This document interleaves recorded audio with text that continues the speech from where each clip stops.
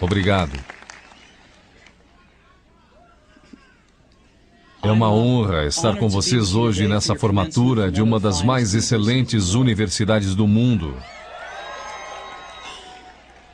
Verdade seja dita, eu nunca me formei na faculdade. Esta foi a vez na vida em que eu cheguei mais perto de uma formatura de faculdade. Hoje eu gostaria de contar para vocês 3 histórias da minha vida. É isso, não é grande coisa, só 3 histórias. A primeira história é sobre ligar os pontos.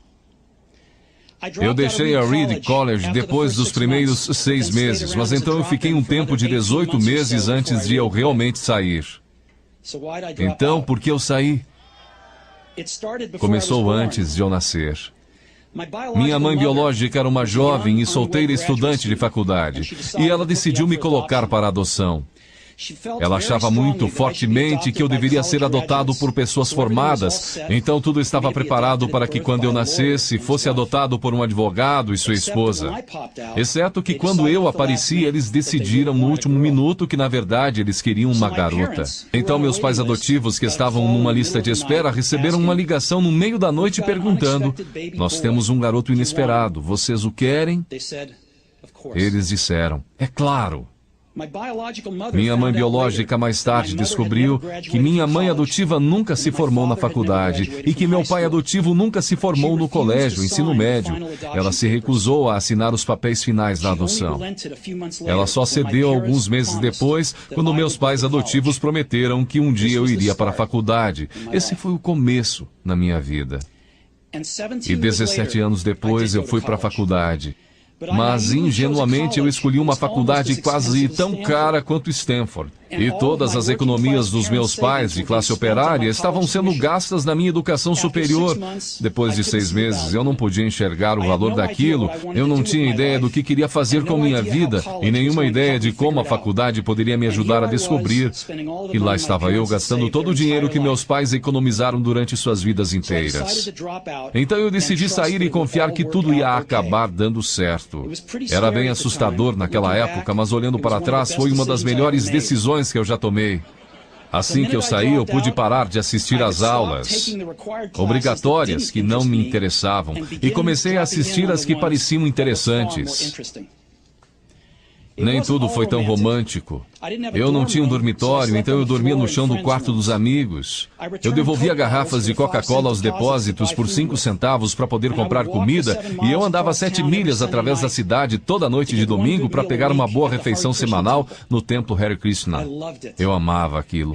E muito do que eu encontrei seguindo minha curiosidade e intuição se mostrou de valor incalculável mais tarde. Deixe-me dar um exemplo. A Reed College, naquele tempo, oferecia, quem sabe, a melhor instrução sobre caligrafia no país.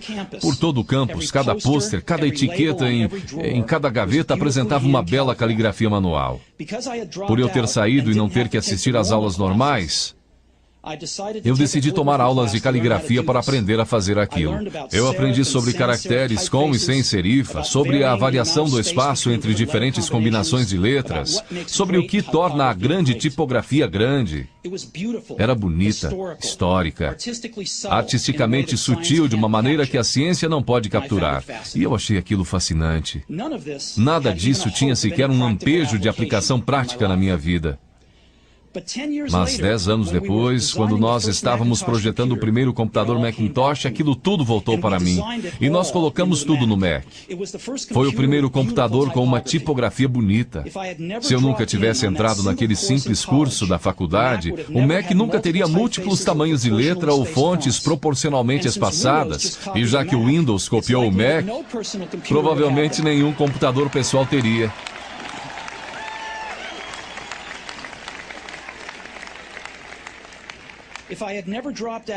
Se eu nunca tivesse deixado a faculdade, eu nunca teria entrado na aula de caligrafia, e os computadores pessoais poderiam não ter a maravilhosa tipografia que eles têm. Claro que era impossível conectar os pontos, para frente quando eu estava na faculdade, mas ficou muito claro olhando para trás 10 anos depois. De novo, você não pode conectar os pontos olhando adiante, você só pode conectá-los olhando para trás. Então você tem que confiar que os pontos de algum jeito vão se conectar em seu futuro. Você tem que confiar em alguma coisa, seu Deus, destino, vida, karma, seja o que for. Porque acreditar que os pontos vão se ligar em um momento vai te dar confiança para seguir seu coração, mesmo que ele te leve para um caminho diferente do previsto. E isso fará toda a diferença.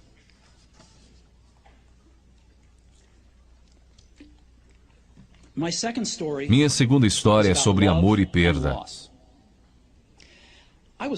Eu fui sortudo. Encontrei o que eu amava fazer cedo na vida. Woz e eu começamos a Apple na garagem dos meus pais quando eu tinha 20 anos. Nós trabalhamos duro e em 10 anos a Apple cresceu de apenas nós dois numa garagem para uma companhia de $2 bilhões com mais de 4 mil empregados. Nós acabávamos de lançar nossa maior criação, Macintosh, um ano antes, e eu fizera 30 anos. E então eu fui demitido. Como você pode ser demitido de uma empresa que você começou? Bem, conforme a Apple cresceu, nós contratamos alguém que eu achava muito talentoso para levar a empresa comigo. E no primeiro ano, mais ou menos, as coisas saíram bem. Mas então nossas visões do futuro começaram a divergir e eventualmente nós tivemos uma briga. Quando isso aconteceu, nosso quadro de diretores ficou do lado dele. Então, aos 30 anos, eu estava fora, e muito escandalosamente fora. O que tinha sido o foco de toda a minha vida adulta se foi, e isso me destruiu. Eu realmente não sabia o que fazer por alguns meses. Senti que tinha decepcionado a geração anterior de empreendedores, que tinha deixado cair o bastão no momento em que ele estava sendo passado para mim. Eu encontrei David Packard e Bob Noyce e tentei me desculpar por ter estragado tudo daquela maneira. Foi um fracasso público e eu até mesmo pensei em deixar o vale. Mas alguma coisa lentamente começou a nascer em mim. Eu continuava amando o que eu fazia. As coisas que aconteceram com a Apple não mudaram isso em nada. Eu havia sido rejeitado, mas continuava amando. Foi quando decidi começar de novo. Não enxerguei isso na época, mas ser demitido da Apple foi a melhor coisa que podia ter acontecido para mim. O peso de ser vitorioso foi substituído pelo vazio de ser um iniciante outra vez, sem muita certeza sobre nada. E isso me deu liberdade para começar um dos períodos mais criativos da minha vida. Durante os 5 anos seguintes, criei uma companhia chamada Next, outra companhia chamada Pixar, e me apaixonei por uma mulher maravilhosa que se tornou minha esposa. Pixar fez o primeiro filme animado por computador, Toy Story, e é o estúdio de animação mais bem-sucedido do mundo. Em uma inacreditável guinada de eventos, a Apple comprou a Next. E eu voltei para a empresa, e a tecnologia que desenvolvemos nela está no coração do atual renascimento da Apple. E Lorraine e eu temos uma família maravilhosa. Tenho certeza de que nada disso teria acontecido se eu não tivesse sido demitido da Apple. Foi um remédio horrível, mas eu entendo que o paciente precisava. Às vezes a vida bate com um tijolo na sua cabeça. Não perca a fé. Estou convencido de que a única coisa que me permitiu seguir adiante foi o meu amor pelo que fazia. Você tem que descobrir o que você ama. Isso é verdadeiro tanto para o seu trabalho quanto para com as pessoas que você ama. Seu trabalho vai preencher uma parte grande da sua vida. E a única maneira de ficar realmente satisfeito é fazer o que você acredita ser um ótimo trabalho. E a única maneira de fazer um excelente trabalho é amar o que você faz. Se você ainda não encontrou o que é, continue procurando. Não sossegue. Assim como todos os assuntos do coração, você saberá quando encontrar. E como em qualquer grande relacionamento, só fica melhor e melhor à medida que os anos passam. Então continue procurando até você achar. Não sossegue.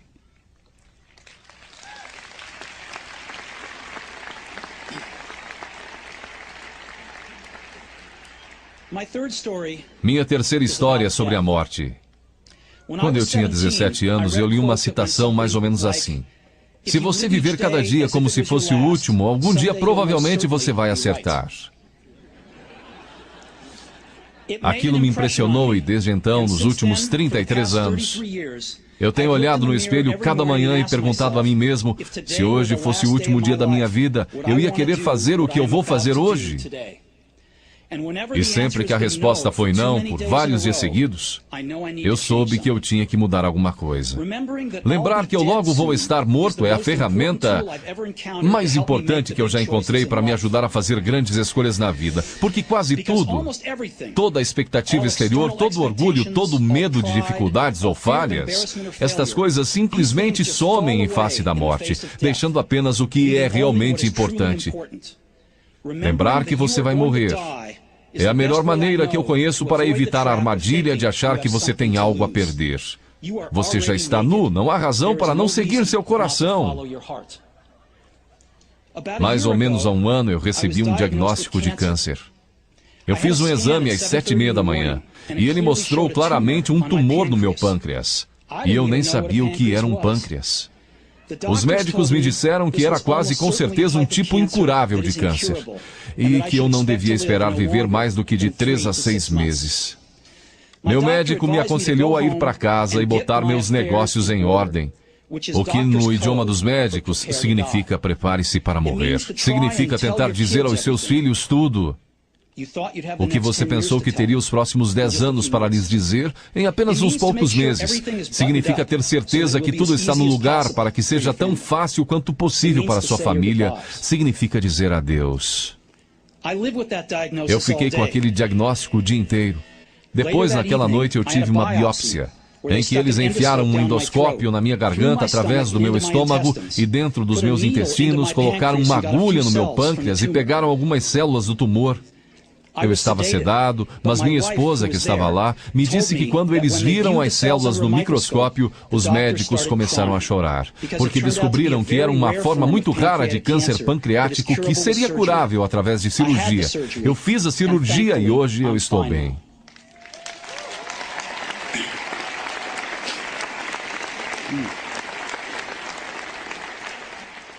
Isso foi o mais perto que eu cheguei de encarar a morte, e eu espero que seja o mais perto que eu chegue por algumas décadas mais.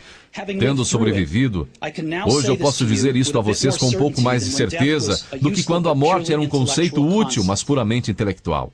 Ninguém quer morrer. Mesmo as pessoas que querem ir para o céu não querem morrer para chegar lá.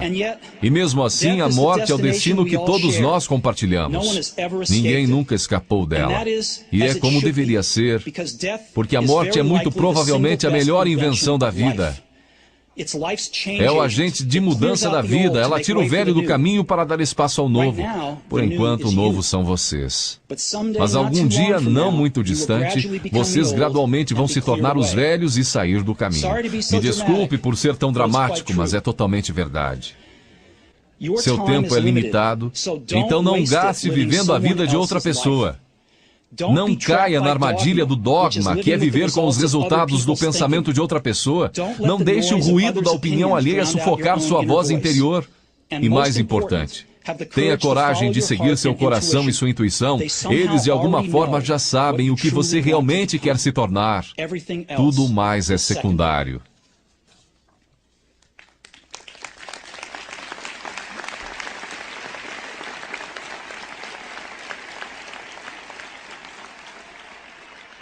Quando eu era jovem, havia uma maravilhosa publicação chamada O Catálogo de Toda a Terra, que era uma das Bíblias da minha geração. Foi criada por um camarada chamado Stuart Brand, não muito longe daqui, em Menlo Park. E ele deu vida à publicação com seu toque poético. Isso foi no final dos anos 60, antes dos computadores pessoais e da editoração eletrônica, então tudo era feito com máquinas de escrever, tesouras e câmeras Polaroid. Era tipo o Google formato brochura, 35 anos antes do Google aparecer. Era idealista e com abundância de recursos elegantes e ideias brilhantes. Stuart e sua equipe publicaram várias edições de O Catálogo de Toda a Terra, e então, quando seu papel estava cumprido, eles publicaram uma edição final. Era meados dos anos 70 e eu tinha a idade de vocês. Na contracapa da edição final havia uma fotografia do amanhecer em uma estradinha de terra, do tipo em que você poderia ficar pegando carona se você for aventureiro. Embaixo dela estavam as palavras Stay hungry, stay foolish. Era a mensagem de despedida deles ao sair do ar. Stay hungry, stay foolish. E eu tenho sempre desejado isso para mim mesmo. E agora, a vocês, se formarem para começar outra vez. Eu desejo isso a vocês. Stay hungry, stay foolish. Muito obrigado a todos vocês.